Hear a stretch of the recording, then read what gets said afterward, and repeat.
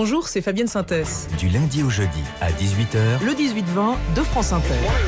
18h15, toute l'actualité internationale dans Un jour dans le monde. Et 19h20, le téléphone sonne. Oui, bonsoir à tous. Ce soir, homéopathe, naturopathe, éthiopathe, phytothérapie, électrothérapie, hydrothérapie, plantes, aiguilles, lumière. Qu'est-ce qui nous pousse vers les médecines parallèles, au point que les médecins s'en inquiètent. Certains sont en guerre ouverte, notamment contre les homéopathes. Et vous en pensez quoi? La médecine douce, est-ce que c'est de la médecine? 01 45 24 7000. Le 18-20. A tout à l'heure, 18h sur France Inter. Allez Cécile, on se secoue. Mais qu'est-ce qui se passe? Il se passe qu'on file chez Citroën profiter d'offres exceptionnelles et des moteurs nouvelle génération. Les moteurs répondant aux nouvelles normes Euro 6.2 sont déjà disponibles chez Citroën? Non. Si. Pendant les jours C'est maintenant chez Citroën, profitez d'une reprise plus 3 000 € sur Citroën C4 Cactus, doté du moteur nouvelle génération Euro 6.2. Disponible immédiatement. Portes ouvertes du 14 au 17 septembre. Citroën.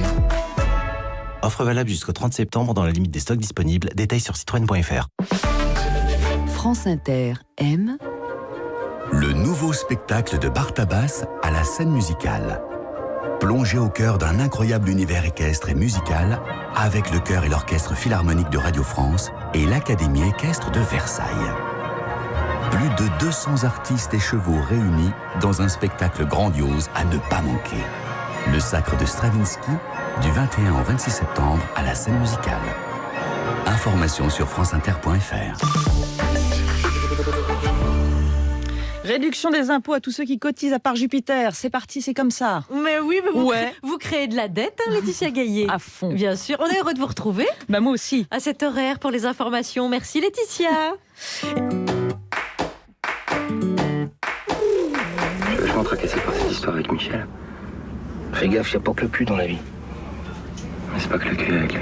Oh là là, quelle C'est pas aisance, venu quelle ensemble, prestance. Et son jeu est d'une finesse. Ah, bonjour Charlie. Alex, dis donc, tu tombes bien, hein, parce qu'aujourd'hui on reçoit un acteur qui crève l'écran. Oui, je sais, on reçoit Ouais. Pierre Deladonchamp. Ah, le nouveau Delon. Ah, je dirais le nouveau Belmondo. Oh, le nouveau de verre. Mais, Ah, ou oui. le nouveau Christophe Lambert. Oui, enfin là on n'est pas encore bien habitué à l'ancien. C'est donc, pas faux, c'est pas voilà. faux. Alors en tout cas, il a une filmographie de Lover, Plaire, aimer et courir vite, L'amour en jeu, L'inconnu du lac. Oui, enfin, comme lui a dit Zabou Breitman au César. En attendant, moi, je me fais pas bronzer la bite dans des films de PD. Elle est dure, hein.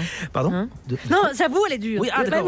Oui, il a quand même joué pour Christophe Honoré, Philippe Yoret, André Téchiné. Oh, si j'ai eu peur parce que je croyais que tu parlais de Mais justement. enfin, t'es Non, dingue. et je vais te dire un bon truc. Si c'est pas toi qui en parle de ça, c'est lui qui va le faire. Hein. Ah bon bah écoute, Pierre Deladonchamp, il a été chez Léa Salamé dans Stupéfiant. L'homme, quand il a peur ou qu'il a froid, son sexe remonte. Donc c'est pour ça qu'on a tous un tout petit zizi quand on sort de l'eau. Et ben, c'est pareil quand on est impressionné ou qu'on a peur. Il y a un effet comme ça qui s'appelle en anglais le shrinkage.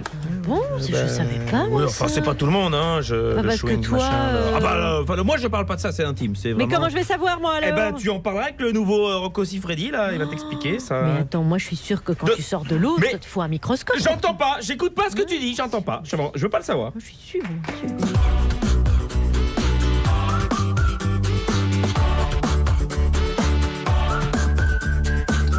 Bonjour la France Inter, et voici les actualités qui vont ruisseler jusqu'à 18h. Pendant que le pouvoir s'inquiète de savoir qui va succéder à Nicolas Hulot, des citoyens s'inquiètent de l'avenir de la planète.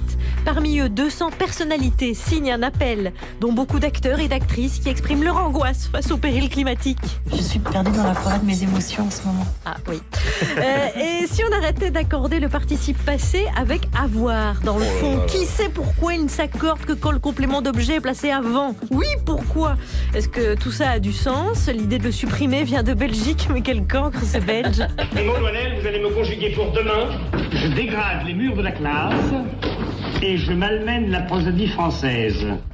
Un supermarché pour les seniors ouvrira bientôt ses portes en Normandie avec des facilités et des services adaptés aux vieux. Aux seniors, pardon.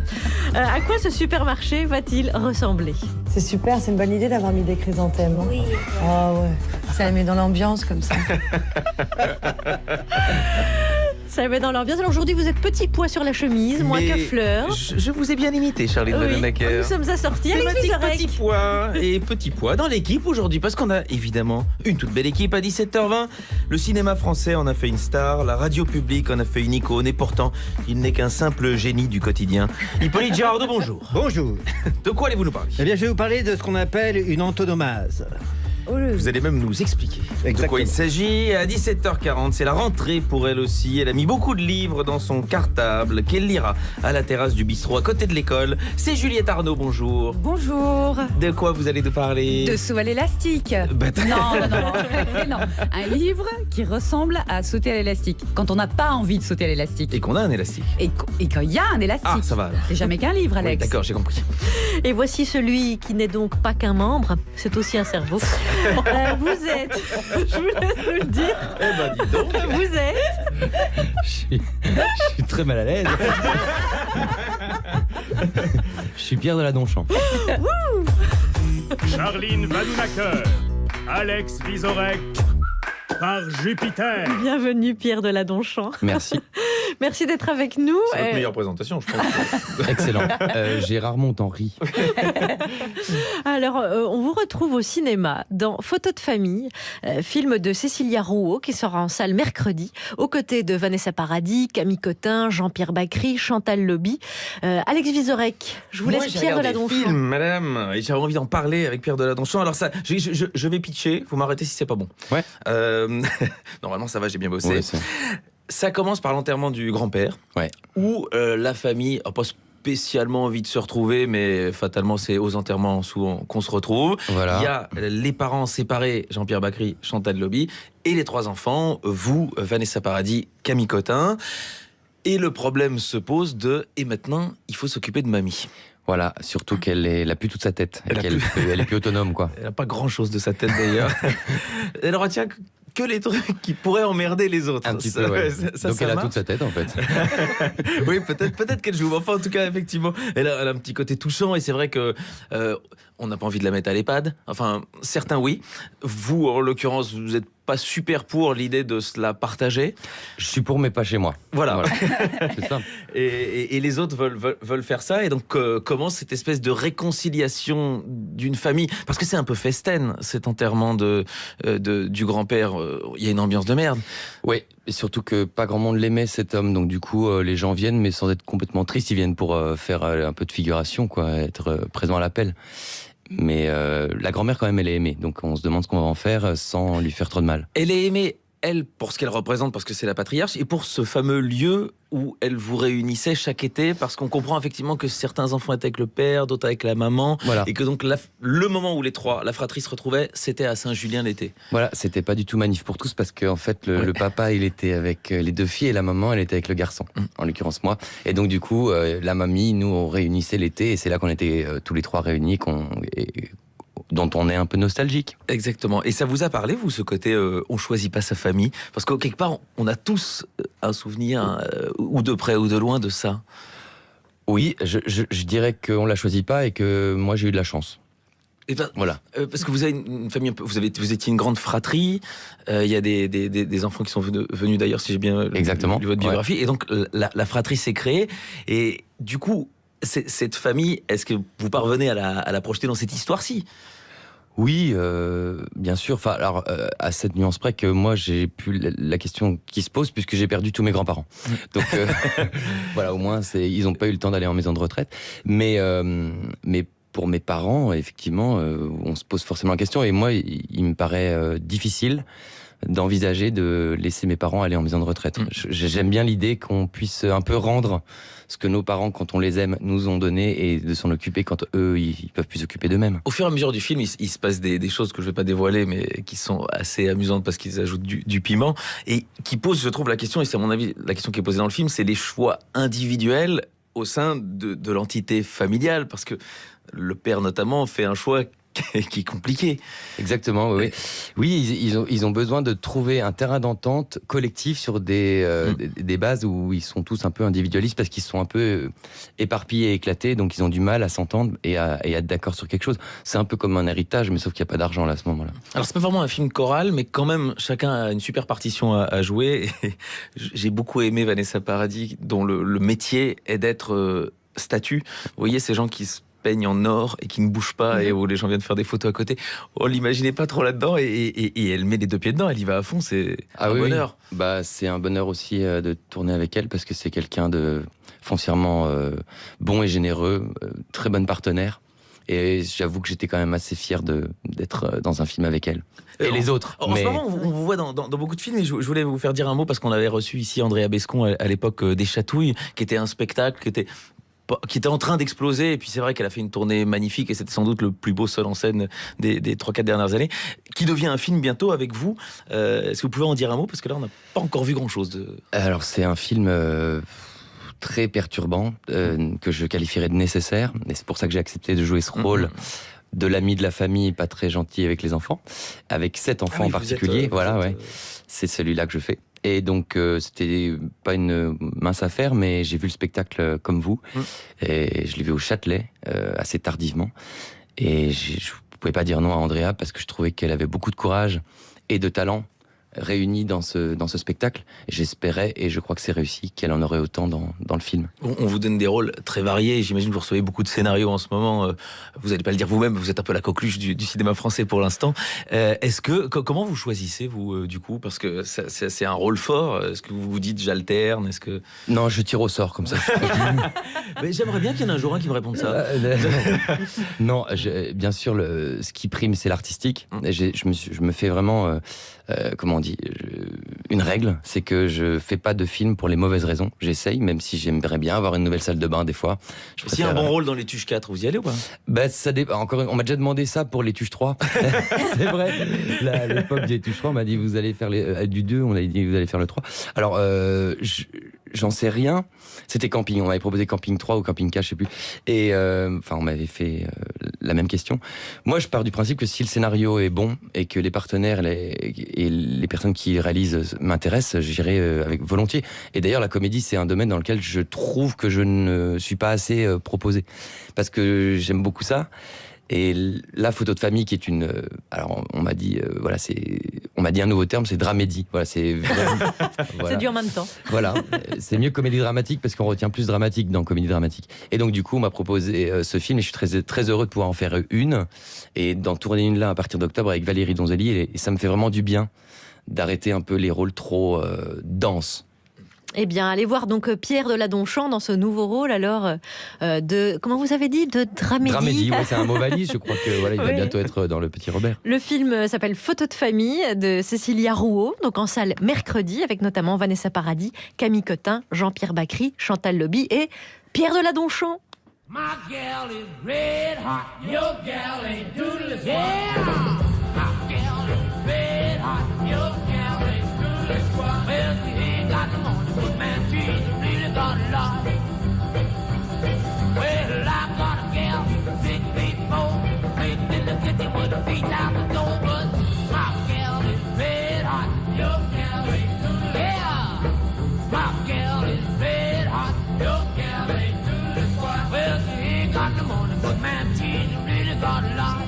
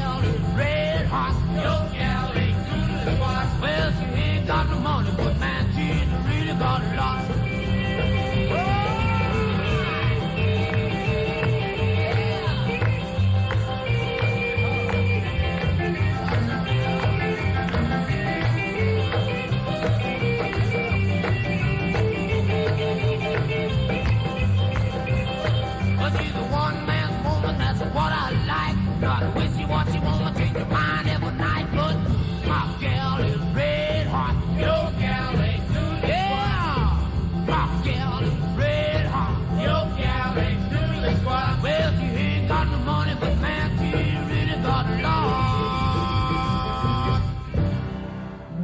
Lee Riley, Red Hot sur France Inter.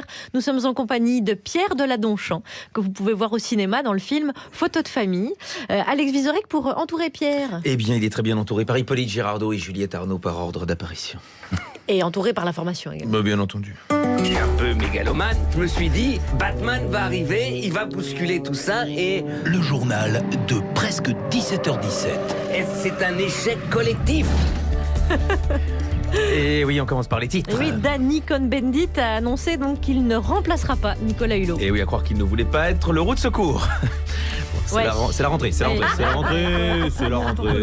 Et l'actualité, c'est aussi la rentrée des classes. Et oui, une pensée émue pour les parents de familles nombreuses qui, en retournant au boulot, sont enfin en vacances. Et des brèves. Mais oui, les brèves de rentrée. Bon, on était déjà rentré la semaine dernière, mais c'est oui, pas... ça fait déjà une semaine de brèves. Hein, les gens sont vraiment dehors.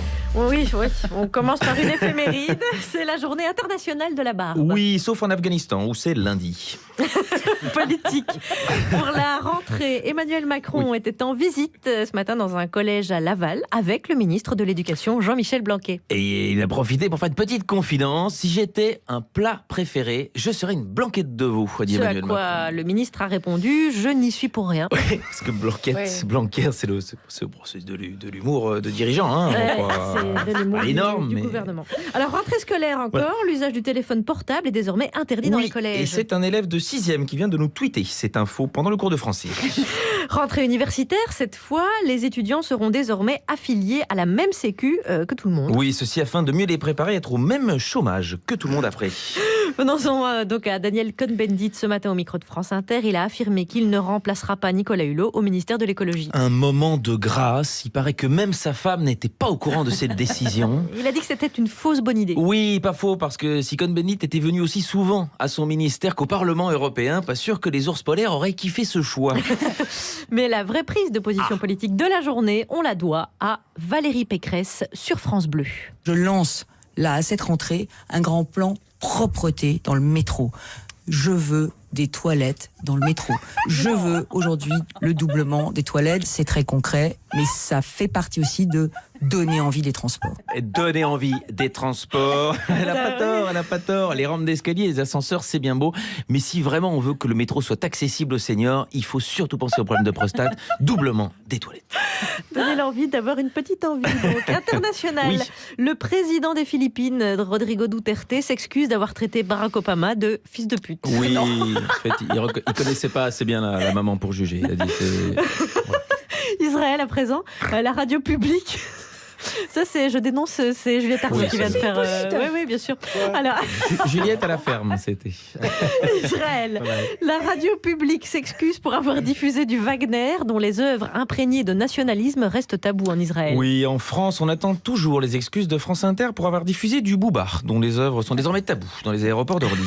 Sport, tennis, il n'y a plus aucun Français en lice à l'US Open. Et à l'occasion de saluer la belle régularité du tennis hexagonal. Encore avec un renfort du côté de Marseille. Oui, je ne sais pas si vous aimez le foot, Pierre Deladonchamp. À Marseille, sur le bip du Mercato, on a transféré Nemanja Radonjic. C'est un grand espoir de l'Étoile Rouge de Belgrade et il a donné sa première conférence de presse. Alors écoutez, il est évidemment doublé par l'interprète. Je suis très contente de venir à l'Olympique de Marseille, d'intégrer le meilleur club de la France. Et on sent bien que c'est un Marseillais qui lui a expliqué où il arrivait. Allez, des brèves. Oui, fait divers, Lot-et-Garonne, un chasseur a eu le bras arraché par son propre tir de fusil. Enfin, une justification à la baisse de la moitié du permis de chasse, c'est parce que ça lui avait coûté un bras. Oui, alors la dernière. Alors, et la dernière, à Épinay-sur-Orge, dans l'Essonne, une boucherie a été vandalisée par des extrémistes véganes. Et oui, enfin, si les véganes étaient malins, ils auraient agi avant que les animaux se retrouvent dans la boucherie, parce qu'après, c'est trop tard, évidemment. Petit conseil que je donne. Merci Alex. Nous sommes avec Pierre Deladonchamp, jeune acteur en pleine lancée. Et voici le premier sujet qu'on vous soumet, Pierre. Tandis que les politiques et les journalistes se préoccupent de savoir qui va succéder à Nicolas Hulot, une majorité de citoyens s'inquiète plutôt du péril climatique, n'écoutant que leur courage. 200 personnalités ont signé un appel pour sauver la planète. Le milieu du cinéma est très très très représenté. Il manque juste Audrey Tautou, mais elle, on n'a aucun doute qu'elle se sente concernée par la planète. C'était bien pour toi, Allègre? C'était génial, quoi. Tu te rends compte qu'il y avait 216 pays représentés? Il y avait tous les continents. Il y avait le Chili, le Mali, le Monténégro, le Tibet. C'était super émouvant d'assister à ça, quoi. T'as vraiment l'impression de faire partie de la planète quand tu vois ça. Et alors, vous êtes tous mis d'accord pour sauver le monde qui court à sa perte, là? Tu peux te foutre de la gueule de ça, mais c'est un fait aujourd'hui que la mondialisation, elle fabrique pas que du progrès. Et que c'est important de s'unir pour lutter contre des catastrophes qui peuvent très vite devenir inéluctables. C'est impressionnant, t'as bien appris ton texte, là. Hein. Romain Duris, il n'a pas signé l'appel. Hein. C'est les poupées russes. Pardon, madame, mais oui, c'est vrai? Oui. On va vérifier. On n'a pas bien préparé le dossier. Mais attendez, il y en a 200, j'ai pas lu tous les noms. Il y a Nana Mouskouri. Et ça, je peux vous dire, le monde a été rassuré quand il a entendu Duris, ça. attendez, C'est AD. Ouais, je vois Catherine Deneuve. Diane Dufresne. Ah, ça c'est bon. Ça. Romain Duris, tout à fait. Ah bah il a changé d'avis. Mais Juliette, vous avez lu le nom de tous les signataires. C'est horrible, j'ai une mémoire photographique. Je connais par cœur votre carte d'identité, Charlie. Ça fait flipper. Alors revenons-en à Pierre Deladonchamp. Vous n'avez pas signé, Pierre? Non, qu'est-ce qui pas s'est été passé appelé à signer. Moi. Vous n'aimez pas le monde? Mais alors, première question, Pierre Deladonchamp. En ce moment, c'est vrai qu'on parle beaucoup de la succession de Nicolas Hulot, etc. La question quand même principale, c'est l'avenir de notre planète, le climat, est-ce qu'on se bouge assez pour tout ça? Est-ce que face au péril climatique, vous arrivez à rester optimiste, vous? Pas trop, mais j'avoue que je fais pas grand-chose. Je fais des choses individuelles pour essayer de limiter mon impact sur la planète, mais je crois qu'on est tous co-responsables dans nos sociétés, notamment celles qui sont le plus développées et celles qui sont en gros développement. Individuellement, on est très responsable de tout ce qu'on fait. Et il faudrait vraiment changer complètement et du jour au lendemain toutes nos habitudes pour vraiment faire acte citoyen pour protéger la planète. Et personne ne le fait vraiment beaucoup, quoi. Est-ce que c'est pas par le vote aussi qu'on va pouvoir, parce que... On a vu que politiquement, c'était vachement utile. On n'a jamais tous voté vert. Hein. Je suis d'accord avec vous, mais même ça, je suis pas sûr qu'un seul... Enfin, il faudrait que tous les pays s'y mettent les uns après les autres, mais tant que les 2 plus gros pays du monde ne feront pas quelque chose de fort pour la planète, nous, à notre petite échelle, la France, et bon, l'Europe, ça devient déjà un peu plus intéressant. Mais moi, des fois, je me dis, j'ai ma voiture qui est hybride et donc du coup, je roule en électrique parfois. Mais des fois, quand je vois des trucs aux infos, je me dis, mais j'ai payé, je sais pas combien de plus ma voiture pour essayer d'être un petit peu écolo. Ouais. Et en fait, dès que j'entends des trucs, ça me met hors de moi. Si je l'avais pas fait, ça se rajouterait. Donc, je me dis, vous êtes parfois découragé. Il y a une marche qui est organisée samedi prochain pour le climat. C'est rare de marcher pour le climat, c'est peut-être même la première fois. Ça vous fait poiler, Hippolyte Girardot? Tellement dingue. Pourquoi? Parce que c'est absurde. Enfin, je veux dire... Comment ça? Mais non, il faut encourager les gens à y aller. Mais non, mais marcher, je trouve ça très bien. Il faut que tout le monde marche en général pour tout, c'est ça. Par exemple, si tout le monde marchait, effectivement, on aurait un peu de décroissance, on ferait moins de trucs, et là, on polluerait moins. Il n'y a que la décroissance qui permet de moins polluer. Combien des 200 c'est tout. Vont marcher? Donc, oui. Voilà. Pierre Deladonchamp n'a pas signé, mais peut-être vous allez marcher le samedi. Je serai pas là, mais sinon je... Vous pouvez marcher chez vous, hein, ça peut être un acte individuel. Oui, par la pensée, bien sûr. Je vais marcher. Dernière question sur cet appel publié dans le journal Le Monde, daté de demain, paru à Paris aujourd'hui. Régine a signé, parce que vous le demandiez. Ah, très bien, alors on est sauvés. Est-ce que vous vous sentez davantage interpellé quand des personnalités, quand elles sont 200 et ça va de Adjani à des scientifiques, etc., lancent un appel? Est-ce que vous trouvez que les personnalités peuvent être une courroie de transmission et des porte-paroles citoyens plus audibles? Coup-ci, coup-sache. Je sais pas trop. Ouais. C'est vrai que quand j'ai lu cet appel, je me dis c'est super, mais je crois que déjà, effectivement, physiquement, c'est déjà plus important si toutes ces personnalités appelaient à ce que eux se joignent à cette marche et disent on sera là, on va faire la photo pour montrer un petit peu au monde entier qu'on est physiquement présent et qu'on se montre. Là, je trouve que l'étape est déjà plus importante. Un cran au-dessus. Mais s'il y a photo, on aura Sarkozy, du coup, ça c'est cool. Voilà, ça c'est un vrai plus. Comme à la marche pour Charlie, il va passer devant. Mais le plus important, c'est quand même les politiques, effectivement. Et du coup, là, le départ de Hulot, c'est pas un bon signe, mais je sais pas du tout si son successeur ou sa successeuse va faire quelque chose de mieux ou de si bien ou de différent. Ça a l'air très difficile. On l'attend de pied ferme et agissons déjà chacun individuellement, comme Pierre Deladonchamp avec sa voiture hybride. Mais bien sûr. Hippolyte Girardot. Ouais. Alors, on en est où aujourd'hui? Ça me débecte. Eh ouais, il n'y a pas que nous qui allons à notre perte. Hein. Ce gouvernement aussi, ils sont un peu Titanic. C'est lent, certes, mais inéluctable. On a connu notre Caprio debout sur le bastingage criant c'est notre projet, mais on l'entend aujourd'hui marmonner « Ah, ces Gaulois, ils comprennent que de... » Et le Titanic continue d'avancer, lentement, inéluctablement. Évidemment, celui qui a plus que lancé l'alerte, on devrait dire même sonner l'alarme, voire commencer à descendre les canaux, c'est évidemment Nicolas Hulot. Et ça fait déjà une semaine. Et depuis d'ailleurs, ça a créé des petites choses comme par exemple Marchons tous ensemble. Son geste qui en laisse beaucoup bouche bée, il faut bien le reconnaître. Et je vous renvoie aux images des 2 journalistes qui l'interviewaient ce matin-là, est devenu depuis samedi une expression usuelle. On a entendu, il y a 2 jours, Stéphane Bern dire qu'il ne ferait pas une hulotte. Voilà. Il a même dit avec pertinence, on voit que le mec a fait de la radio, parce que les mecs de radio, ils font rien que bien s'exprimer. Il a dit « Je ferai pas une hulotte, promis ». On imagine alors la puissance que peut avoir une hulotte si on promet de ne pas la faire. Comme quand Trump a dit au leader coréen qu'il promettait de détruire son régime complètement en cas de guerre. La citation exacte, je vous rappelle, était « Jeune chien jaune puant, homme fusée, j'appuie sur le bouton si tu m'attaques, promis ». Et ce promis accentuait fortement la menace. Bern, lui, promet de ne pas faire une hulotte. Le truc qui consiste à démissionner sans prévenir en laissant tout le monde bouche bée. En fait, il prévient qu'il ne fera pas un sale coup sans prévenir. Ce qui est totalement idiot, puisque faire une hulotte consiste justement à ne pas prévenir. Enfin bon, bref. Il fait ce qu'il veut. Hein. Mais même Bern n'hulottera pas. Forme au futur du verbe hulotter du substantif hulotte. Nicolas Hulot n'aura pas empêché les lobbies de lobbyiser, mais aura donné à notre langue un substantif, la hulotte. Un peu comme la poubelle, qui est nommée d'après son inventeur, le préfet poubelle, ou la trumpisation, qui désigne une certaine façon de se coiffer les mèches, d'après son inventeur, le président américain susnommé. Et on appelle ça une antonomase. C'est la rançon de la gloire. J'en connais qui, bien sûr, ont essayé en vain. Par exemple, je pense justement à un animateur de radio qui a disparu sans donner de nouvelles et qui a pensé que son geste deviendrait célèbre. On appelle ça faire une meurice. Mais aucun succès pour cette antonomase, je dois dire, trop proche conceptuellement du substantif lâchage, voire abandon de poste, de radio évidemment. Eh oui, n'est pas antonomasique. Ce qui est sûr, c'est que notre planète, avançant droit sur l'iceberg, ne nous fait pas une hulotte. Car quand on se fracassera sur l'iceberg,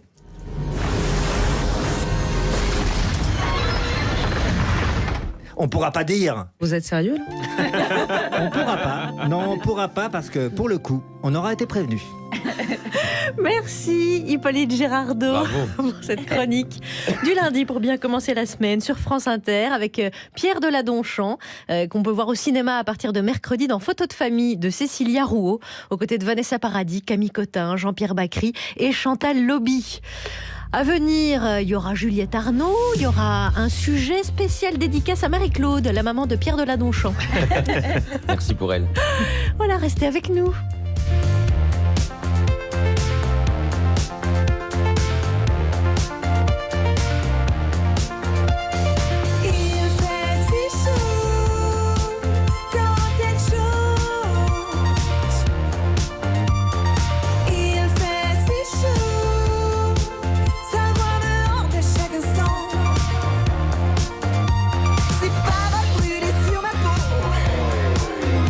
Réchauffe mon cœur de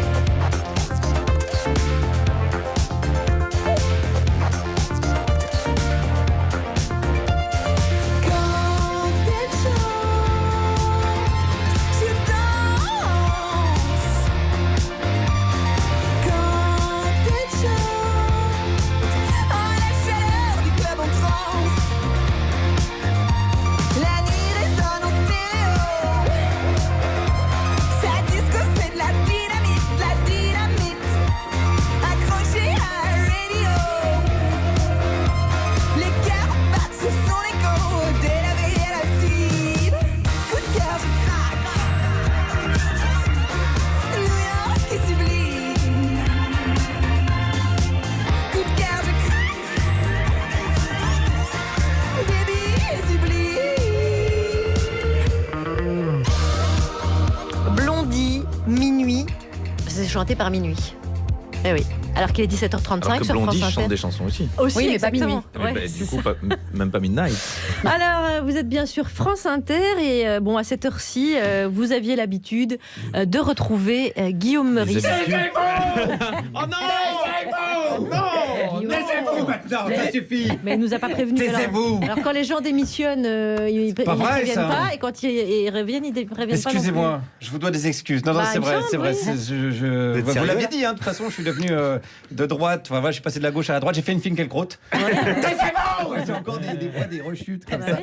Je suis désolé, je ne sais pas ce qui m'a pris la semaine dernière. Et j'étais même chez moi, je me disais, finalement, Collomb, c'est un bon ministre de l'Intérieur. C'était flippant. Puis après, je me disais, après tout, je m'appelle Meurice. C'est l'hôtel qui a accueilli les Allemands pendant la guerre. Je me disais, il y a eu une filiation idéologique avec Collomb.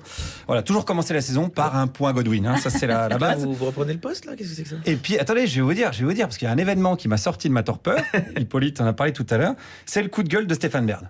Je me suis dit, putain, même si le Nicolas Fouquet de la ménagère pense qu'il y a un problème, c'est que ça va pas. Alors, je reprends du service. J'ai décidé d'aller voir la Macronie pour faire un bilan de l'été, puis y voir plus clair, surtout pour moi, quoi, dans ma tête. Le problème, c'est que c'est difficile de trouver des soutiens de Macron, puisque sa cote de popularité se rapproche de plus en plus du QI de Christophe Castaner. Donc, on est quand même pas loin du négatif, finalement. Mais bon, c'est mon métier, c'est ma mission, après tout. J'ai arpenté les faubourgs et j'en ai trouvé. J'ai rencontré, par exemple, un monsieur charmant qui défend Benalla. Moi, je trouve qu'il est bien, ce mec-là. Qui ça? Bah, Benalla. Au moins, il y va. Il a pas peur. Les manifestations, il y va. Déjà, il manque de la police. Il se plaigne parce qu'il manque de la police. Lui, il y va. C'est vrai qu'après tout, si chaque Français mettait un brassard de police pour faire le boulot de la police... Ah, mais même des citoyens, ils devraient aller faire un peu de nettoyage. Un petit peu. Moi, je dis complètement, voilà, du bon sens. C'est l'ubérisation de la police.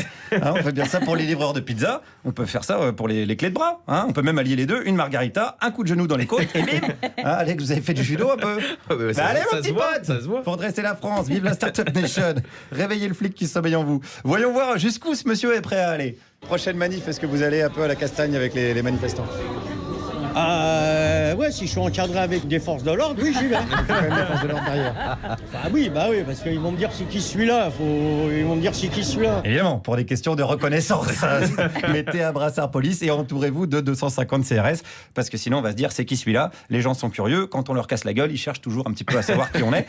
Donc c'est la petite astuce qu'ils donnent. Alors ça, c'était un sympathisant, mais allons carrément voir un militant La République En Marche qui était là et qui tractait. Benalla, c'est un problème individuel, quoi, mais qui dénote tout un état d'esprit d'un système qu'il faut changer. Et est-ce qu'en un an, on peut changer tous ces systèmes? C'est à vous de me le dire, c'est vous qui êtes militant. Non, mais bon, mais il faut pas... Parce que si c'était pas fait gauler, ça aurait pas changé, finalement. Ça, c'est une bonne remarque. Ah ben voilà. Mais tout ou tard, il y aurait eu un problème. Tôt ou tard, il serait fait gauler. Oui. Ouais. Donc, c'est rassurant finalement tout ça. C'est fou comme le nouveau monde, ça ressemble quand même vachement à l'ancien quand on regarde bien. C'est le cas donc pour l'écologie avec, puisqu'on fait un bilan évidemment, ce moment de grâce. On en a parlé, vécu sur cette antenne. Nicolas Hulot qui démissionne avec les conséquences que l'on connaît. Léa Salamé et Nicolas Demorand obligés de changer de slip en plein direct. C'est vrai, des images qui rappellent les heures les plus sombres de l'histoire des slips. Et la crise donc qui s'ensuit au gouvernement. Petite analyse donc avec ce même militant. Les gens ne prennent pas conscience de façon individuelle, c'est ce qu'il dit. Il a espéré fédérer des gens, des citoyens derrière lui et un mouvement, mais les Français, ils prendront conscience réellement quand il fera 45 degrés chez eux pendant 6 mois de l'année. Ça, oui. C'est de la faute des Français alors? C'est la faute de l'absence de conscience citoyenne globale. Parce qu'il me semble pas qu'il ait vraiment dit ça, moi. Non, alors oui, le gouvernement peut prendre des mesures si aussi il n'y a pas une volonté des Français de vouloir avoir des comportements plus respectueux de l'environnement, c'est des deux côtés. Oui, évidemment, le gouvernement n'arrête pas de prendre des mesures écolo, mais les gens ne respectent pas. C'est le problème, sauf Juliette qui économise quand même vachement l'eau. Sinon, les gens s'en foutent complètement. Et ça, on le dit, le problème de la démocratie, c'est les gens. On n'arrête pas de le répéter ici.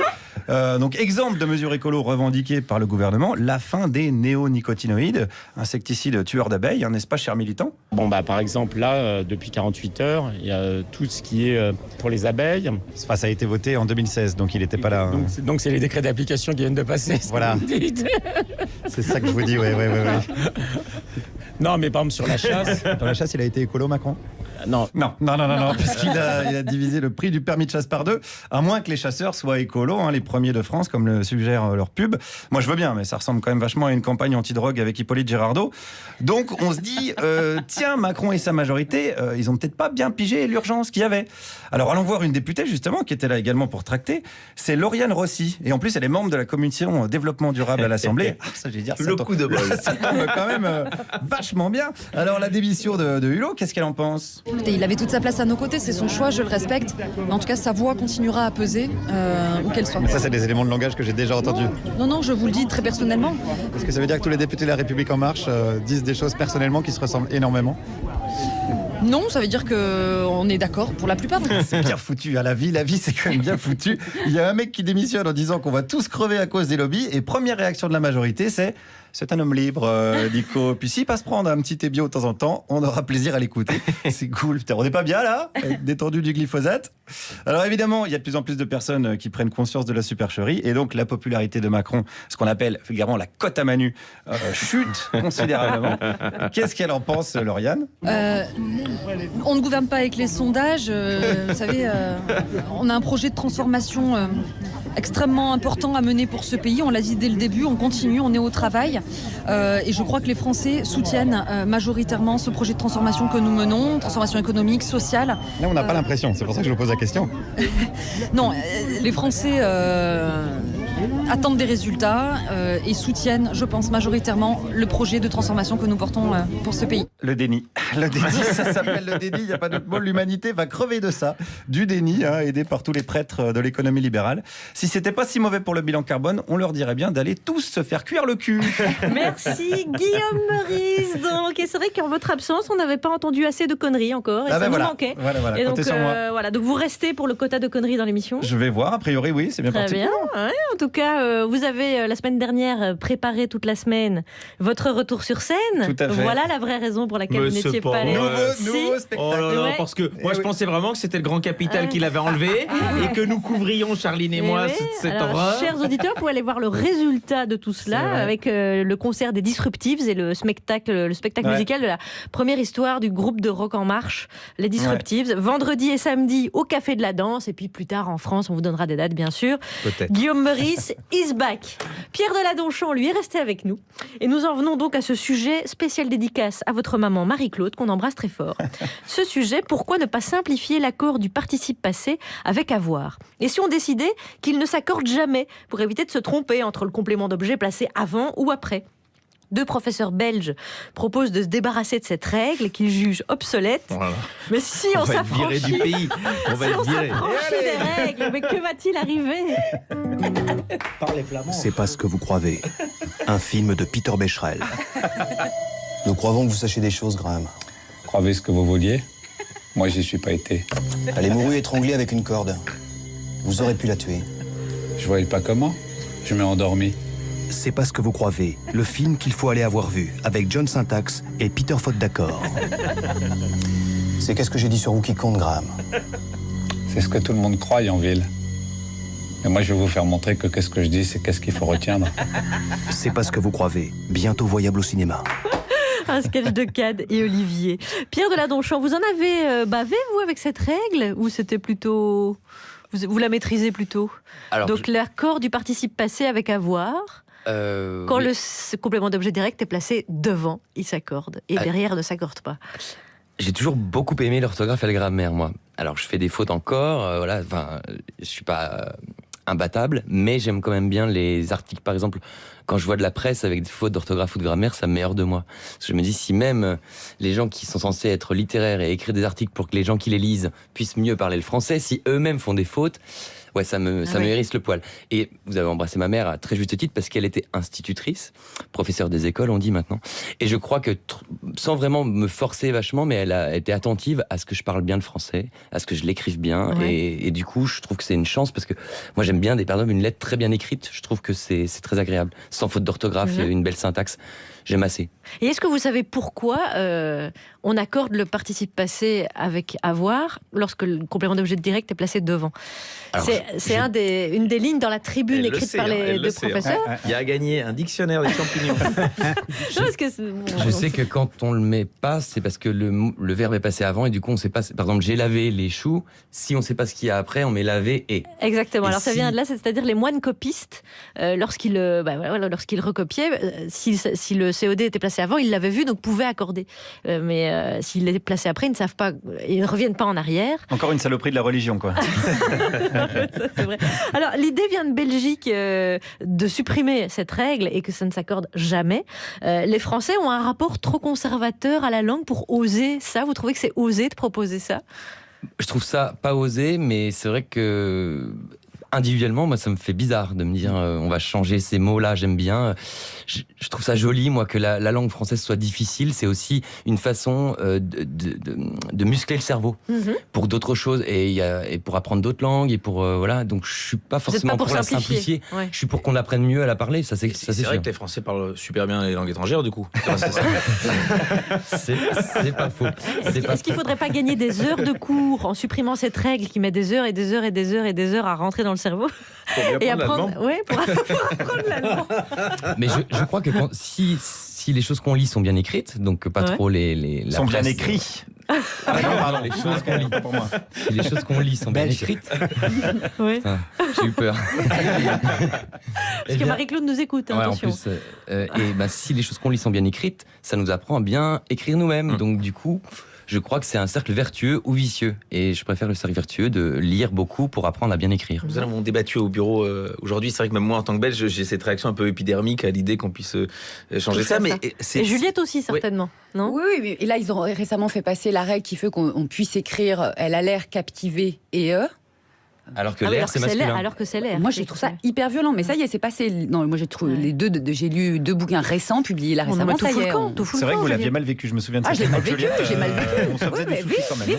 Juliette, est-ce que vous avez un conseil lecture pour nos auditeurs et pour Pierre Deladonchamp ? Oui, j'ai un conseil lecture d'un bouquin merveilleux qui s'appelle My Absolute Darling. Alors, si My Absolute Darling était un meuble, ce ne serait pas un rocking chair dans un jardin ensoleillé, brise douce, limonade fraîche, les enfants jouent, mais loin de mes oreilles. On serait plus sur un siège dans un avion EasyJet, voire un chevalet, ce petit meuble sur lequel l'Inquisition pratiquait l'écartèlement. Oui, je sais, c'est pas franchement commerçant, mais vous êtes prévenus, vous viendrez pas miauler ensuite. Parce que moi, au fil de cette lecture, de ce livre, à certains passages, j'ai miaulé. Pas métaphoriquement, j'ai miaulé, comme ça, de trouille. C'est un drôle de miaulement. Donc, oui, je fais ce que je peux, ça. Donc j'ai miaulé de trouille, d'angoisse, de malaise, mais j'ai persisté. Parce que rien n'est gratuit dans ce livre, rien n'est superflu. Alors tu chopes l'axiome, c'est quand ça fait du mal que ça fait du bien, et tu vas jusqu'au bout de l'histoire de la petite Julia, Croquette Turtle. Sa mère lui avait donné comme prénom Julia, mais sa mère est morte. Son père l'a surnommée Croquette, et elle veut qu'on l'appelle Turtle. Turtle, la tortue, parce que c'est moche, une tortue, mais sa chair est difficilement accessible. Ambiance. Turtle, moi je préfère Turtle, puisque c'est ça qu'elle veut, Turtle. C'est une petite ado, maigre, athlétique, pâle et solitaire, qui vit avec son père, toute seule, avec son père, dans une maison perdue au fond d'une forêt, aux confins d'une petite ville, où elle va au collège. Elle vit surtout dans un conflit de loyauté. Qu'est-ce que c'est un conflit de loyauté ? Alors, en langage psy, c'est un conflit intrapsychique né de l'impossibilité de choisir entre 2 situations possibles, parce qu'on est attaché aux 2. Alors, la version rigolote du conflit de loyauté, c'est de demander à un enfant ce qu'il préfère, mamie ou les frites, devant mamie, grosse marade. Et la version terrible, c'est ce que vit Turtle, papa ou les autres. Tous les autres.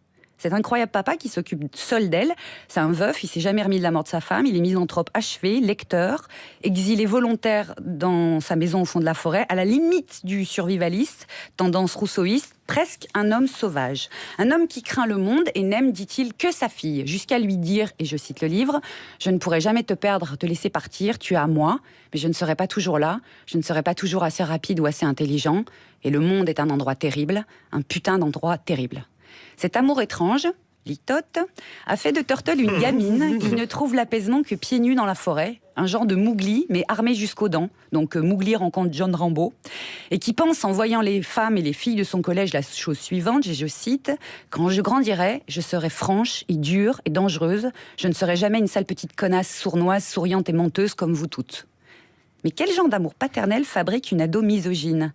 Un amour absolu, intransigeant, abominable, qui rappelle un personnage de mythe, l'ogre.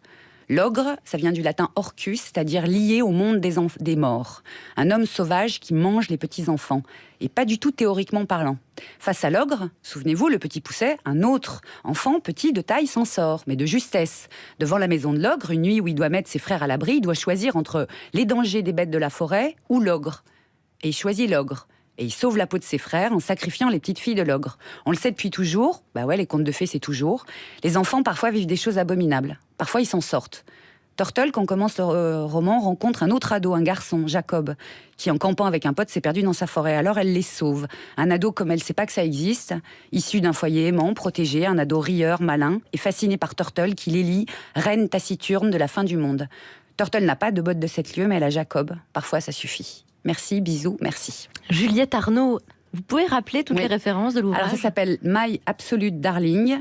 C'est écrit par Gabriel Talent et c'est chez Gallmeister. Et viendrez pas miauler quand vous aurez eu la trouille, hein, et mal au ventre. Juliette Arnaud, merci. À 17h51 sur France Inter, 17h51 à Paris et à Nancy, la ville de Pierre Deladonchamp, notre invité. Une expérience est menée ici en Normandie, à Flers. Un supermarché pour les seniors va ouvrir ses portes au mois d'octobre avec des services dédiés comme la présence d'un accompagnant pour faire ses courses. Alors question, ce supermarché pour les seniors, est-ce que c'est vraiment fait pour les aider ou est-ce une manière de les virer de nos supermarchés à nous, surtout le samedi ? Robert, faut y aller. Robert, casse-toi. Plus lent, Robert. Plus lent. Pourris-le, fais tomber ton chou-fleur. Oh, pardon. Dis-y que tu vois rien et que t'as mal à la jambe. Lucien, caisse 5. Antoine, plus long avec la monnaie, donne des francs. Pierrette, ralentis, ralentis. Un extrait de Groland sur Canal. Je me demande si on ne dit pas flair, parce que moi-même j'étais allé par là et ça avait vraiment créé la polémique. Il y avait eu un article dans la presse locale pour dire que j'avais mal prononcé. Vous savez, à partir du moment où tous les Français disent Bruxelles au lieu de Bruxelles, c'est je vrai, me permets... mais bon, la loi du talion n'est pas non plus une solution. Et... Bonjour à tous les habitants de Flers, donc. Alors, Pierre Deladonchamp, est-ce que vous êtes soulagé d'éventuellement ne plus croiser les petits vieux le samedi au supermarché ? C'est la question. Ben non, je me dis que il faut pas aller faire ses courses le samedi, voilà, c'est parce qu'on s'est dégradé. C'est une bonne idée, l'idée de... Oui, c'est vrai. C'est gentil pour notre public. L'idée de dédier des supermarchés pour les seniors. Est-ce que vous trouvez que c'est le signe que la société commence à s'inquiéter de nos aînés ? Très bien, mais je trouve toujours que quand c'est une enseigne ou une marque qui fait ça, c'est surtout pour servir ses intérêts. Donc à mon avis, c'est certainement pour leur faire dépenser plus. Et voilà, donc je suis un peu... vous voulez dire qu'il y aurait une niche, que c'est un marché énorme. Vous êtes d'un mauvais esprit. Oh non, ça me déçoit. Je vous aimais bien jusque-là. Maman, tu n'iras jamais dans ces supermarchés, je te préviens. Pierre Deladonchamp, dans Photo de famille, le thème de la vieillesse est central. Dans ce film, le cinéma traite pas tellement de la vieillesse finalement. Alors il y a eu Amour de Haneke, il y a de la comédie en ce moment au cinéma. Rappelez-moi le titre de ce film avec Eddie Mitchell, Pierre Richard. Les vieux fourneaux là. Mais voilà, exactement. Mais c'est quand même assez rare. Et ici, le thème est abordé. Ouais, mais je trouve ça très bien. Et c'est vrai que c'est un sujet de société très important. Qu'est-ce qu'on fait de nos anciens ? Pour pas dire nos vieux justement, comment on les accompagne ? Est-ce qu'on leur tourne le dos une fois qu'ils ne servent plus à rien ? Est-ce qu'on dit juste qu'on va ponctionner un peu de leur retraite parce que pour les actifs c'est mieux, parce que eux ils sont pas si actifs et ils aimeraient bien être plus actifs ? Je me dis bon, est-ce qu'on peut aussi s'en occuper vraiment des gens qui sont dépendants ? Mais à tout âge d'ailleurs, la dépendance, les gens qui ne peuvent pas être actifs comme plein d'autres, est-ce qu'on peut pas s'en occuper un peu mieux quoi ? Sujet traité donc mi-comédie, mi-drame. Dramédie. Photo de famille, hein, donc en salle des mercredis, film de Cécilia Rouault. Et Pierre Deladonchamp, on aurait petite blagounette à vous faire si vous êtes connaissez d'accord. l'émission ? Vous êtes obligé de passer par Je l'aime beaucoup l'épreuve du sketch. Je vous l'ai dit en off, mais j'aime beaucoup cette émission. Eh bien, pour l'instant. Parce que maintenant, il y a le sketch. La semaine dernière, c'était un peu pourri, mais c'est vrai que j'aime bien cette émission aussi. Vous êtes Daniel Cohn-Bendit parce qu'il a annoncé ce matin qu'il s'était parlé avec Emmanuel Macron. Qu'est-ce qu'ils se sont dit ? Guillaume Meurice pour son retour est Emmanuel Macron. C'est bien fait pour lui, il avait qu'à pas partir. Et on se rend à l'Élysée pour savoir le contenu de cette conversation. Make our planet great again. T'as raison, mon pote. Make our planet great again. Bah là, tu radotes, hein. Non, c'est juste que j'arrive pas à comprendre comment j'ai pu dire ça, putain. C'est sûr que t'aurais mieux fait de dire mec or swimming pool great again. T'es sûr? Bah ouais, t'aurais déjà rempli le contrat, vrai gançon, hein. Aide-moi plutôt à trouver un nouveau ministre des espaces verts. Fais gaffe, hein, dis plutôt écologie, sinon tu vas te mettre à dos tous les intégrés du Boulgour. Ouais, enfin, tout ça pour soi-disant sauver des ours polaires, alors que tu m'excuseras, mais à Paris, les ours polaires... Présente. Merde, il manquait plus que la représentante des surgelés. Je suis spécialisée dans tout ce qui est pôle, polaire, pôle danse. Non, je déconne. Ah bah ouais, qu'est-ce qu'on a ri là, dis donc. Quand vous m'avez nommée ambassadrice d'un pays où il n'y a que des pingouins. C'était la meilleure vanne du quinquennat. Sois gentil, Ségolène, ici on discute entre spécialistes. Hein. Justement, vous trouvez pas qu'il fait chaud ici? Elle a raison, Manu, fais péter la clim. Non, mais c'est pas mauvais la clim pour make our planet great again, là. Oh bah vas-y, au point où t'en es. Et les phoques en Antarctique On alors? s'en bat les steaks des phoques en Antarctique. Bah, entre nous, je suis bien d'accord, mais ça va pas m'aider à trouver un nouveau ministre des Parcs et des Jardins, là. Mais ça vous trouverait la couche d'ozone de parler précisément de ministère de la transition écologique et solidaire? Oh là là, qu'est-ce qu'elle dit? Rien, elle a dû prendre froid chez les Esquimaux. Mais c'est important l'environnement. Bah, je sais bien, je me le disais encore hier dans mon Falcon. Non, il faut que quelqu'un qui aime la nature. Bah, un chasseur. Quelqu'un qui soit capable d'apprendre très vite un métier, quoi. Benalla. Il faut un rêveur. Hippolyte Giderardo. Oh non, ça on est foutu, là, on est foutu. Ça, Nicolas Hulot l'avait dit. Hein. Bon, écoutez, foutu pour foutu. Quoi? Je vais créer un ministère de l'augmentation de l'énergie nucléaire. Dossier suivant. Merci Dis Pierre donc, Deladonchamp. on est imitateur. Voilà. Non, bah là j'ai fait ce que je pouvais par C'était rapport à très la bien, très bonne c'était bien. imitation que j'ai déjà entendue. Qui est-ce qui le fait si bien Canteloup le fait très bien. Ouais, Canteloup. Ah. Désolé, Canteloup. Oh non, non, mais salut confraternel, hein, bien sûr. entendu. Pierre Deladonchamp, vous aimez le sketch, la comédie, c'est un truc aussi... Oui, j'aime beaucoup ça parce que je trouve que tant qu'à faire, autant en rire de tout ça, de la vie, de la planète Maker, Greta Thunberg et tout ça. Donc je me dis bon, ça fait du bien. Très bien, c'est pour ça qu'on était fait pour Vous s'entendre. aussi, non? Ouais, voilà. Ouais, avec Pierre Deladonchamp et tous nos auditeurs, je pense qu'on est sur la même ligne. Oh, c'est beau. Et tous les marcheurs, marcheuses de la. Ne les oublions pas. Oui, On n'oubliez vous pas. sent moqueur, Girardot. Vous Vous n'avez pas signé. N'écoutant que leur courage, J'ai 200 perdu mon personnalités qui roulent en diesel ont sorti leur stylo pour signer un appel pour sauver la planète. Rappelons-le. Merci Pierre Deladonchamp. Je rappelle que le film Photo de famille, dans lequel vous jouez, qui sort en salle mercredi, film de Cécilia Rouault, vous jouez aux côtés de Vanessa Paradis, Camille Cotin, Jean-Pierre Bacry, Chantal Lobby. Quelle magnifique affiche. Et Claudette Walker, la personne âgée qui joue la Claudette mamie. Walker, bien Voilà. sûr. Et on l'aime beaucoup, je l'embrasse très fort. Très bien, nous aussi. Merci. Alors, on va se retrouver demain avec l'écrivain un écrivain de la rentrée, Gauze. Et voici le mot de la fin qu'on laisse à Zabou qui parle de vous au César. En attendant, moi, je me fais pas bronzer la bite dans des films de PD. À la MAE, nous protégeons